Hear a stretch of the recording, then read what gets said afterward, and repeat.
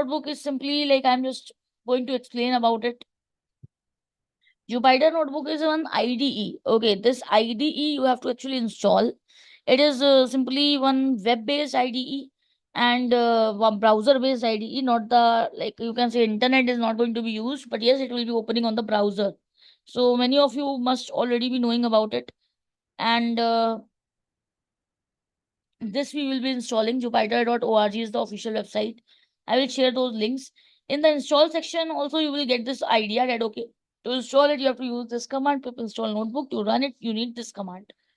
So for like installing it you need the command prompt. I'm just moving towards the command prompt to explain this. And here I'll just write this pip install notebook, so it will be installed into my system. You can see it will be taking 2 minutes to 3 minutes approximately over the internet to get installed into your system. 2 to 3 minutes it will be taking to get installed into your system.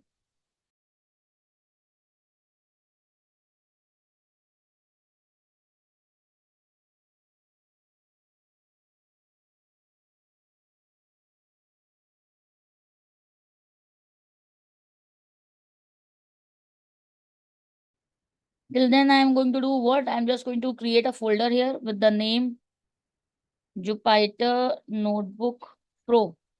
So I have created this folder Jupyter Notebook Pro, and here we shall simply store all the required work.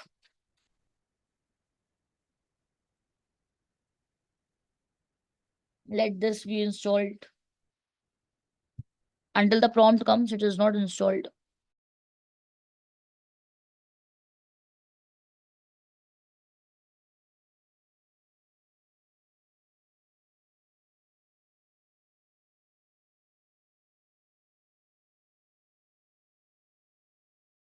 Okay, so now you can see it has been installed. Okay, there is like, this is installed here. Okay, now I'm just closing this and I'm moving towards the folder which I have created in front of you. So I've just created a folder in your, inside your folder only. I've just created another folder, and that is the name Jupyter Notebook Pro. It is empty right now. I'm just going to do what I'm typing here, CMD. And as I have typed CMD, so the same location is going to be like, I've just pressed enter, and the same location is going to be opened on the command prompt. You can see. And here, what I have to write, I have to just have to write Jupyter Notebook. So this will help me out to load the same, the Jupyter Notebook on the browser. So it will be opened on the browser. Okay, I'm just showing it to you. Here you can see it has been opened on the browser, and simply it is empty. Okay, you can see it is empty. Why it is empty? It is empty because like our folder is also empty. So I will be creating one notebook here, Python 3 IPK kernel it is there, and I have created it. So simply I'm just going to rename it with the name matplotlib demo, because I'm going to simply explain the matplotlib module here in this particular notebook. So in one notebook you will be able to use you will be able to create multiple programs, and simply you don't have to close that kernel, the kernel which was like the command prompt. So you don't have to close it, because if you close it, it won't work. Okay, it won't work. Now I'm just zooming in to discuss some of the programs here. And cause wave plot. So cause wave plot I'm going to take first of all. And once only you have to import anything, whatever you need. Suppose import numpy as numpy as np, import matplotlib dot pyplot as plt, then t equals to np dot a range. So here, like suppose 0, 0.0, comma 2.0 and 0.01 I have taken. After that, s equals to 1 plus np dot cos. So cos is there in the numpy, if you remember. Then plt dot plot, and here I am taking t comma s. Then plt dot x label. So suppose time. Then PLT dot Y label, voltage, mu volt. Then PLT dot title. Suppose I'm giving here cosine, that is simply the cosine wave plot, that is the cos x. Then PLT dot show you have to take to display this. So I'm just zooming it out. And if I run it, we have to run it simply with the help of the shift and enter. So shift enter will be giving the output also, and it will be giving a new cell also. Here you can see this is our output. So in one cell, it is the input which we have given, and the second cell which is there, that is giving us the output. This is the cosine wave plot, cos wave plot, you can say. And you can see that it is in a plane. It's not having any background or something. So we can just get a grid also. So I'm just taking here PLT dot grid, and grid spelling, PLT dot grid, and you can see now we have obtained the grid, and this is the code.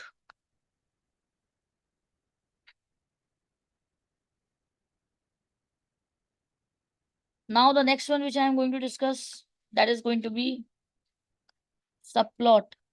So subplot, like I don't have to import anything now, because once we have imported the stuff like the matplotlib and the numpy, so now it's not so far required. Subplot means that you are going to create more than one plot in the same cell. So suppose I'm just taking here, suppose np dot line space. So these all things are from the numpy module, if you remember. 0.5, 0.5, comma 5.0. This I have taken. So now I'm just taking here x2 equals to np dot line space and 0.0 and 2.0 I have taken. Then y1 equals to np dot cos 2 into np dot pi into x1 into np dot exponential, and y2 equals to np dot cos 2 into np dot pi into x2. PLT dot subplot 2, 1, 1. So that means that we are going to create two plots in one cell, and this is going to be the first one. Oh, sorry. Okay, two plots in one cell, and this is going to be the first one. So simply I'm taking a PLT dot plot x1, y1, and then some symbol you can take. Then I'm taking here PLT dot title. So suppose I'm taking title subplot 1. Subplot 1, we have taken the title for this one. Firstly, I will show the first one and then I will move for the second one. So X label X1 and PLT dot Y label amplification Y1 I have taken. Then PLT dot show. So first plot, you can see it's coming here, and it is occupying only the half space. It is occupying only the half space. Because we have created two plots in one cell. Okay, we are going to create two plots in one cell. So for that, I'm just going to copy this and I will be making the updation for the second plot also. Let's do it. So this will be the code for you, and I'm just making the updation into it. Now I'm going to create the, simply what we have to take two plots in one cell, and this is going to be the second one. So simply x2 and x2, and this also I'm changing, and this is subplot 2, x2 and y2. And this you can see is the output. Two plots we are getting in one cell. You can create 12 by 12. That means 12 rows and 12 columns you can create with the help of subplot. 12 by 12. 12 rows and 12 columns can be created with the help of subplot. And this is the code in front of you.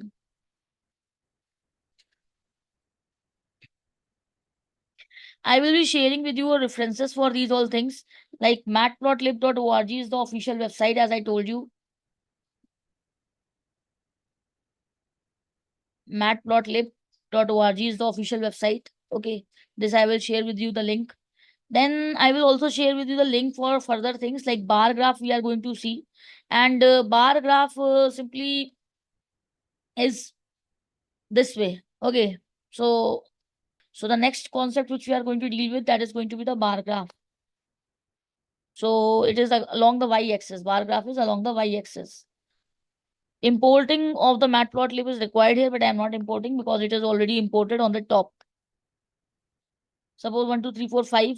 5 we have taken, and 10. I'm just taking some random values. 5 random values we have taken, and tick labels I'm taking. Tick label is simply going to be coming on the x-axis. It is going to be coming on the x-axis.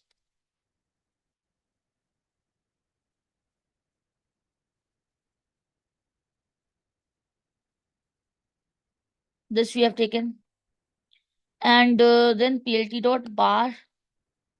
So x comma y comma tick label equals to tick labels. Okay, then simply width of the bar graph. Suppose I'm giving 0.6. Then here I'm just taking plt dot x label. So x label I'm taking x axis. Then plt dot y label, y axis. Then plt dot title bar graph, and then plt dot show. Okay, there's some error. Width, such a spelling typing error, sorry. So you can see this we have obtained. And we can also change the color of this graph. So what I'm going to do, I'm taking here color equals to, like, you can give color like this. Suppose orange.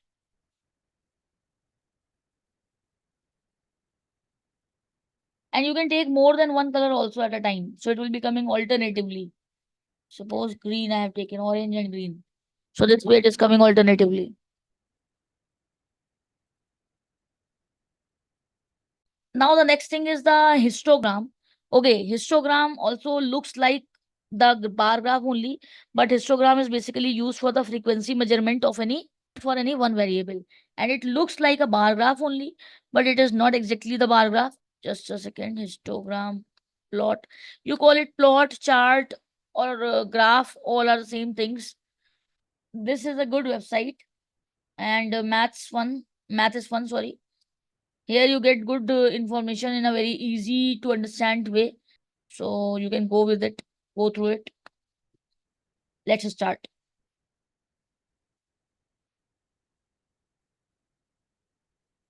So histogram plot I am going to discuss.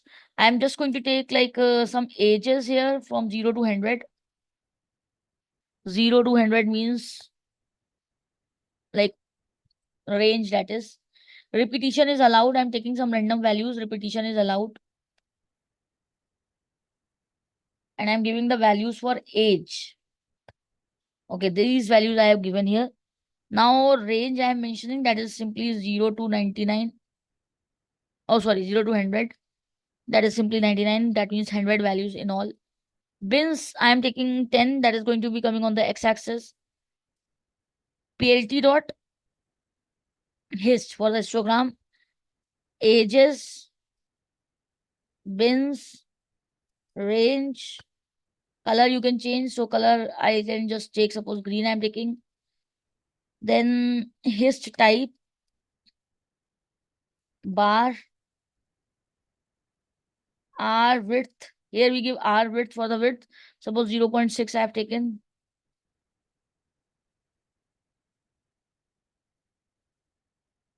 Then PLT dot X label,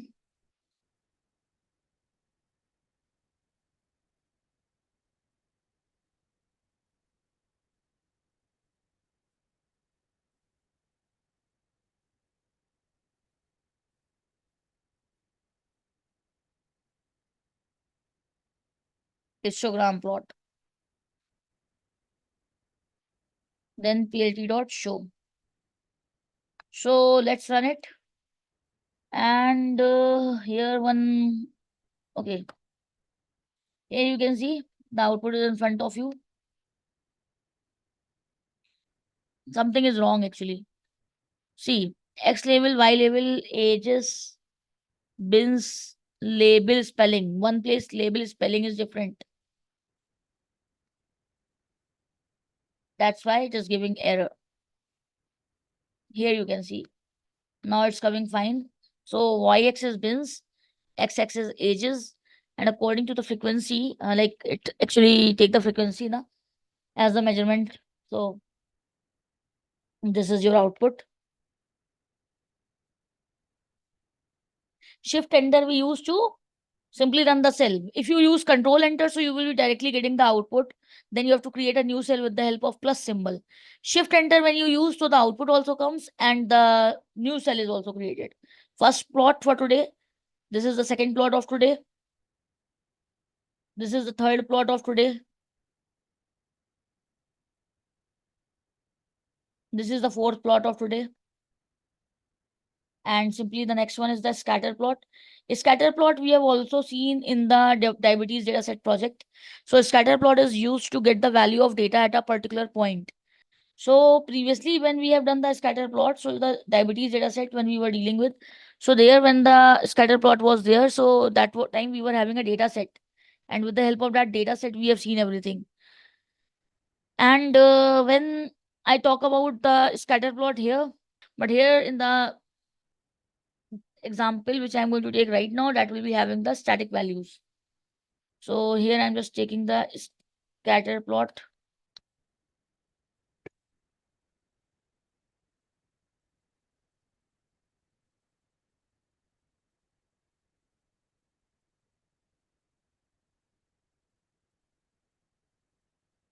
Suppose 1 to 10 values I've taken, some random 10 values I will be taking for the y also.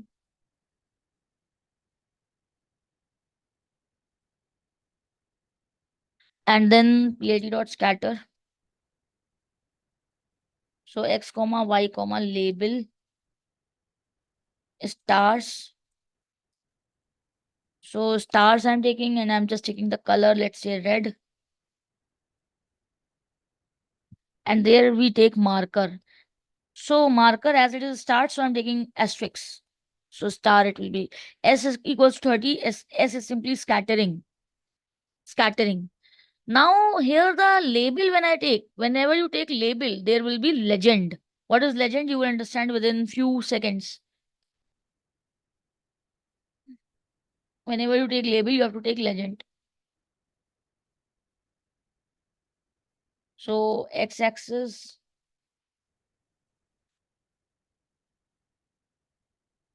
y-axis, and PLT dot title, scatter plot, PLT dot legend. This legend I was talking about. And PLT dot show. So how does it work? That also you will understand as I will run it. So here you can see this is the scatter plot. And this is the legend. This rectangle which is coming here, that is known as the legend. It holds the marker and the label. And the position of the legend is not fixed. According to the values, it varies. Suppose here we were having this 32. If I just take it to 90, so you can see the position of the legend has been changed. Now it has moved below because here was a star. Similarly, if we have some value here, so it will be moved there. Like it will just move. According to the values, the output comes and the position of the legend is not fixed. After the scatter plot, the next thing which I am going to discuss with you, that is going to be the pie plot, and that is going to be the last chart which I am going to discuss. So pie chart, you know this thing that it is a circular way of representing the distribution. So here you get it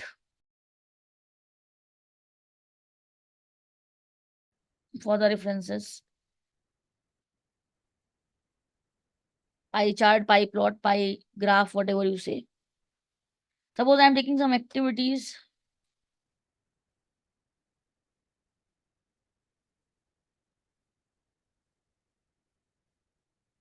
Eat, sleep, code, play. Then slices I am taking some random values. Like I am taking random, you can take according to your requirement, obviously. Then the color I am taking here. RGB mode is supported here. So RGB for red, green, blue, and M I am taking for magenta. Single characters you have to give in short. plt.py, and here I'm taking the slices. Then the label here I'm taking, so label is equal to activities, and labels when I'm taking, so legends will be there, and the colors equals to color. Then here the legend is required. Position of the legend is not fixed. And this is the output you can see. So this is the legend here.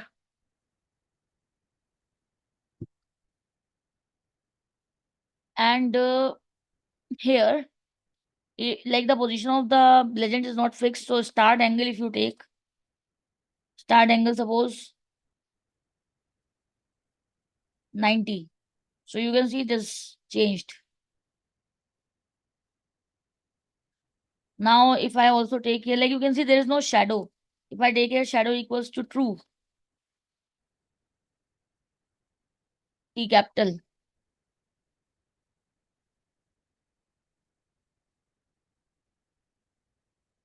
So you can see shadow is also here. If I take here explode 0, 2, 0, 0, 0. Oh, every time. Acha, bracket. So here you can see it is exploded. Accordingly, it will be exploded if I give it for more than 1. So that will be done. Like let's say here also I'm giving 0.3.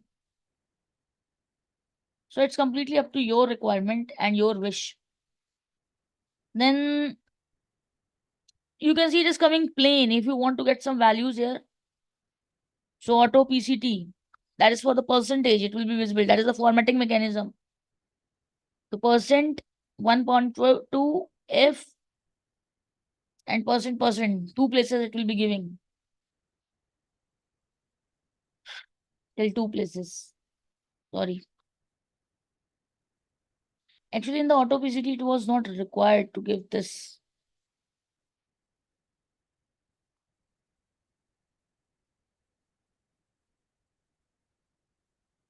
Here you can see. So the percentage is coming here.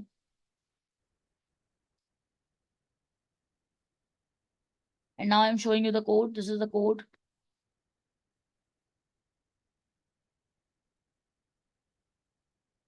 So with this, we have done this pie chart also, and we have just done we have completed, you can say, the matplotlib module.